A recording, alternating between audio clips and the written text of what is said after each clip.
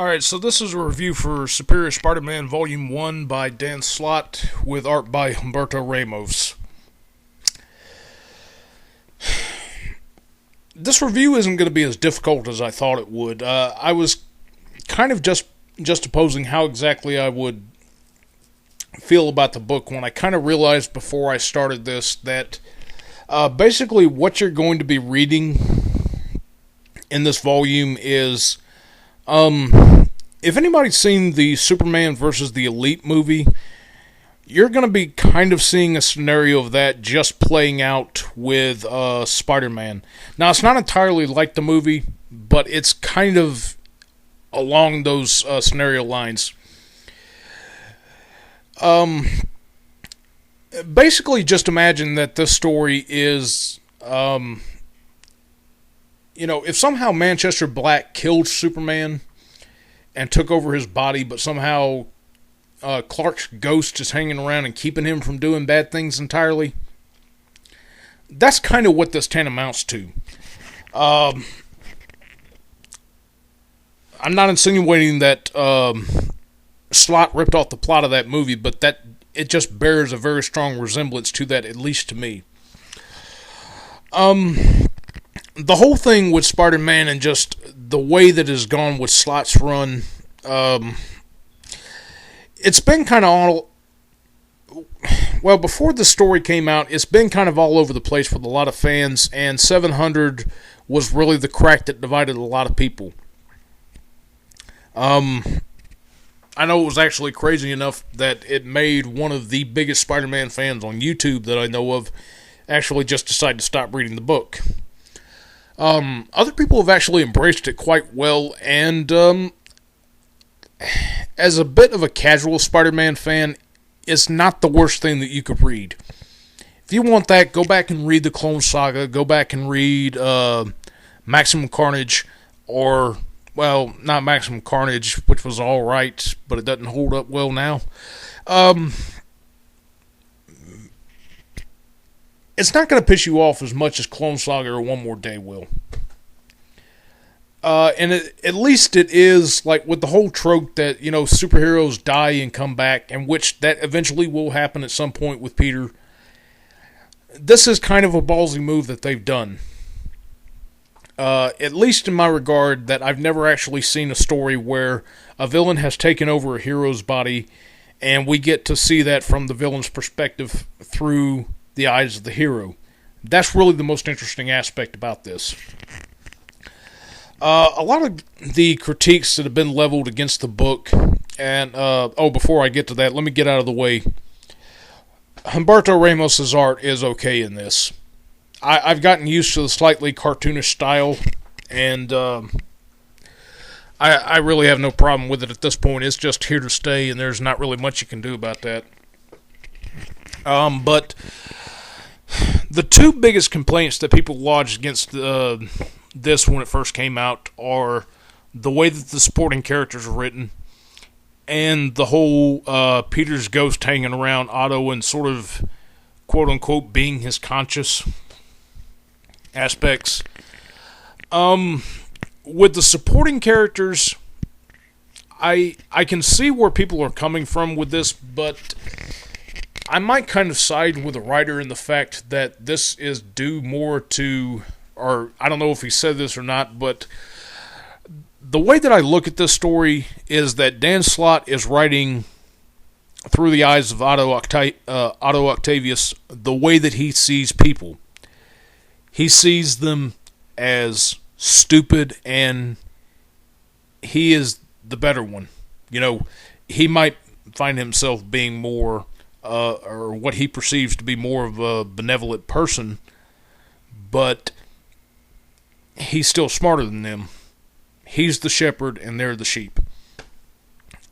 And, which is kind of an interesting way to view the world, and in fact, the way when people were talking to him, I'm kind of halfway wondering whether or not that if we get a reveal on down the road, that maybe this could just be, like the dumb characterizations, could just be the fact that people were actually saying normal stuff, but Otto is only hearing what he wants to hear from them. I don't know. I'm just kind of making a best as I can educated guess at this. So, like, people playing dumb, or like the sporting characters not really knowing that something is off with Peter. Yeah, they know that he's being weird, but, they don't know that Otto is in his body, and there have been some hardcore fans that have been complaining about that, and I just kind of have to level the field on that a little bit. The other angle that, well, before I get to the second thing, the only thing about the people being written stupid, I don't have a problem with that. Carly Cooper being written as stupid because she has the inkling idea over and over again that there may have been a switch in between Otto and Peter's personalities is really the only thing that I have a problem with in that area. Either that's going to be something that's brought up where she finally figures it out and at the writer's convenience and will either try to tell people and Otto will maybe kill her for it, or she'll just blow his cover to everyone just after he's snapped and like there's no turning back for him anymore. And that's really the only thing that I have with that problem. The other thing with Peter's ghost I can kind of agree with. Well, actually I will agree with wholeheartedly. I don't know if this is supposed to actually be Peter's ghost or just a manifestation of maybe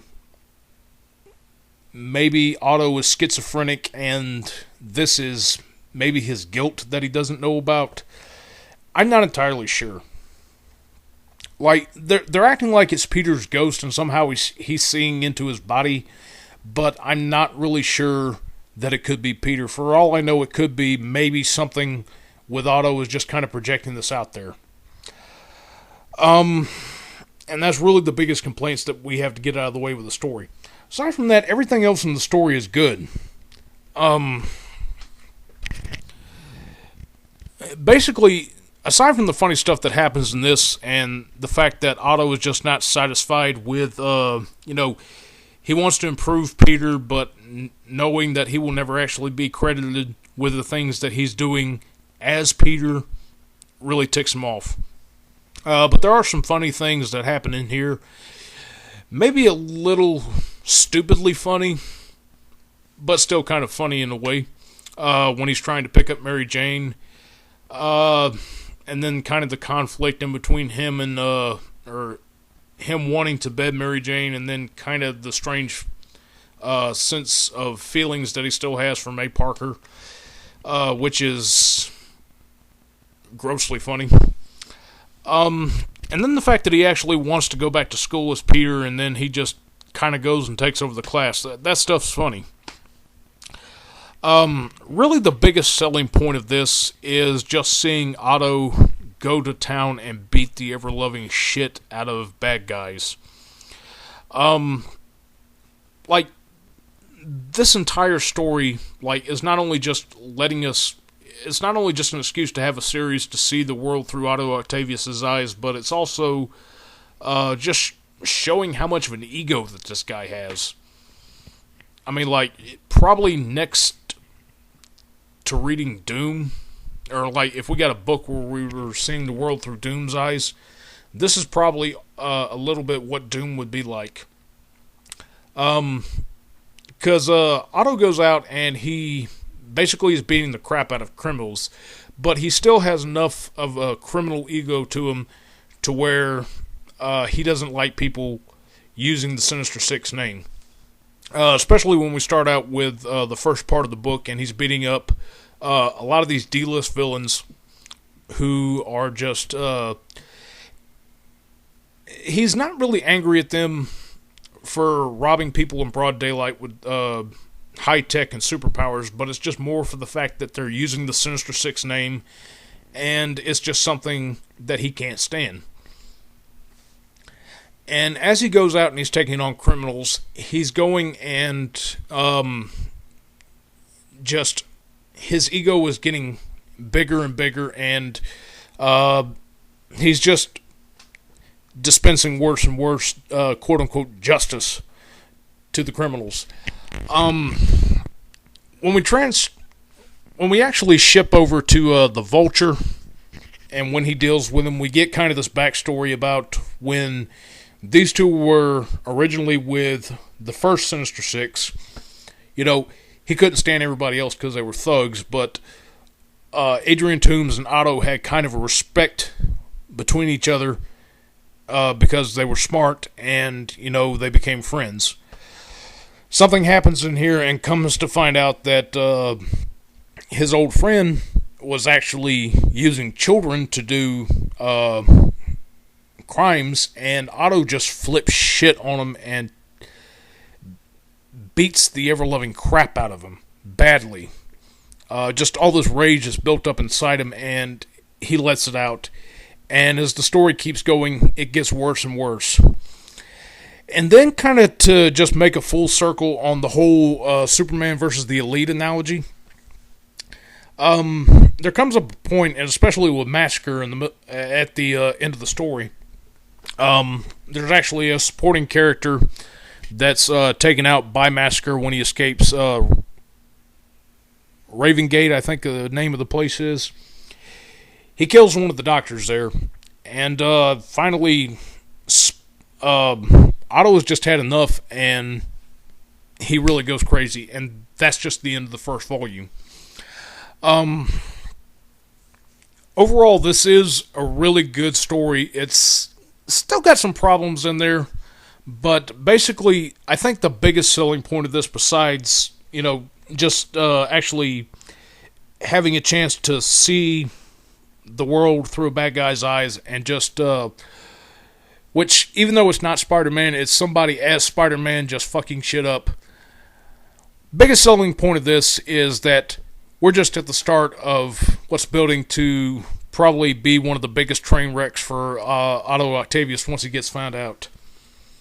Overall, this book is really good. It does have some flaws to it, but, you know, given a lot of the stuff that's happened in Spider-Man's past, you certainly would be worse off, or you certainly could be reading worse things than this. So, give it a try. That's all I got.